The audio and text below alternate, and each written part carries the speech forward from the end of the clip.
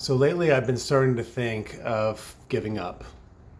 I feel like I'm not really getting my message across. I'm not using the right words. I'm not communicating properly. There seems to be something in the way that is not communicating well, especially when I'm in person, especially when it's with people that I care about for some reason.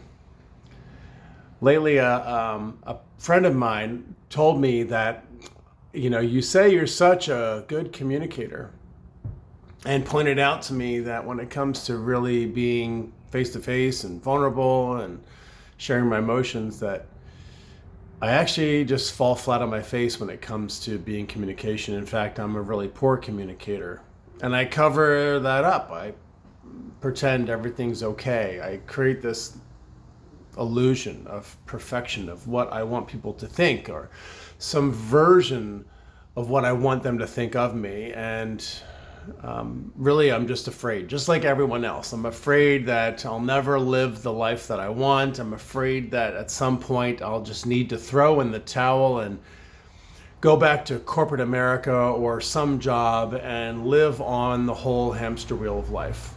And I don't want that. And I don't want to beat myself up too much here, because I know that there's a power within me, just like you, just like any of my clients. I know that there's a power that's really so great and so immense, and it doesn't care about conditions or circumstances or when things get freaking difficult and every day is a challenge. It's bigger than that. And I know that my daily routines, if I don't do them, nothing seems to happen. So I have to build up my mind. I have to build everything up to get my ass in gear, to get my butt in gear. If I don't do this, like, nothing happens until lunchtime. When I was in corporate America as a software engineer and creating and managing and inventing products and services, the things that we use all on a daily basis, I operated the same way, like on this hamster wheel. Like, I used to just get to work and either just on time or late, and the day wouldn't happen until like the afternoon. And when the afternoon happened, it seemed like that's when everything started to really happen. It just took a while.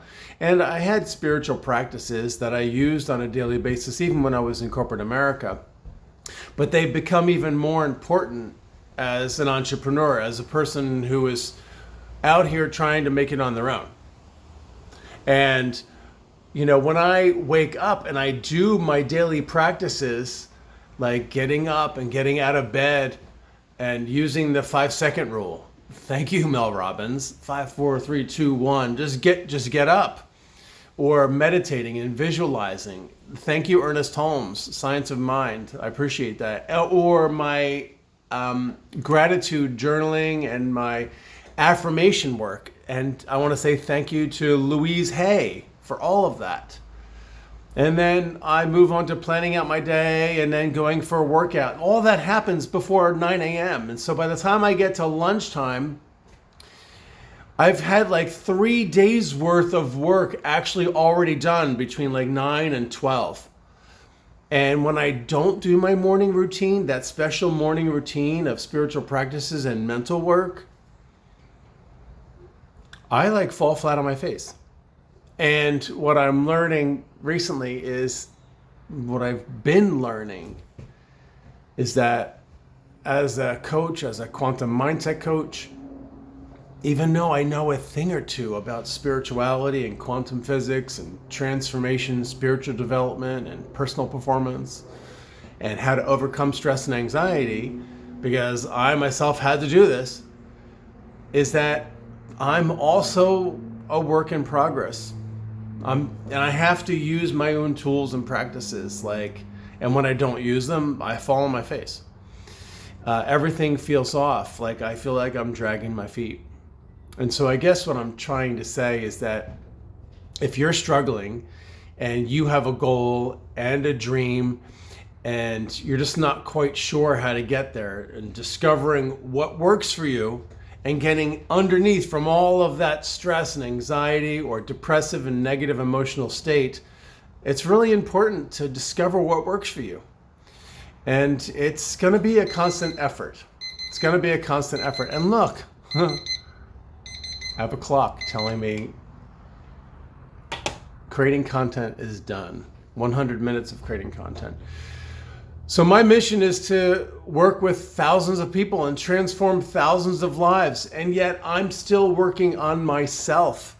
That's the funny part of this, is that I'm getting to still work on myself.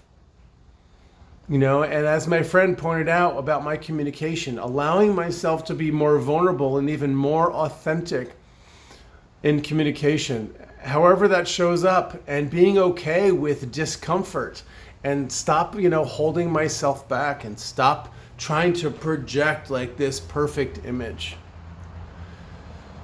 Be yourself. That's the message. And that's, if we are holding ourselves back, trying to make ourselves perfect before we start something, we're waiting for the exact perfect timing. We're waiting for the right words to say. We're waiting for the stress to go away or to disappear, or for the overwhelm to just evaporate, or for the $1 million to just land in your lap. It doesn't work like that. I'm really sorry. This is a reality that I have to deal with in my own life all the time. And I've discovered that vulnerability and authenticity is really part of the secret sauce. So if what I've said resonates with you, I hope to deliver more heart-driven communication. And before I go, I want to see if anything struck a chord with you. What are you taking away from all of this, what I had to say? And I'm looking forward to hearing what you have to say. So ciao for now. Talk to you soon. Bye.